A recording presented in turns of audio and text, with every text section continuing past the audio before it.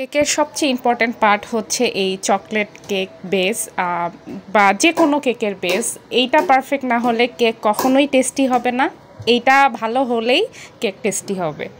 তো এইটা বানানোটাই হচ্ছে সবচেয়ে মোস্ট ইম্পর্ট্যান্ট পার্ট, যেটা আলহামদুলিল্লাহ আমি মোটামুটি ভালোই বানাতে পারি। আর আমি এটা হাইট কেক বানাতে চেয়েছিলাম, মোটামুটি একটু হাইট কেক বানাবো, তাই এটা আমি 3টা ডিমের একটা কেক বানিয়েছিলাম, চকলেট কেক, যেটা আমি 4টা স্লাইস করেছি। 4টা স্লাইস করে ক্রিম দিলে মোটামুটি সুন্দর একটা স্ট্যান্ডার্ড হাইট কেক হয়ে যায়।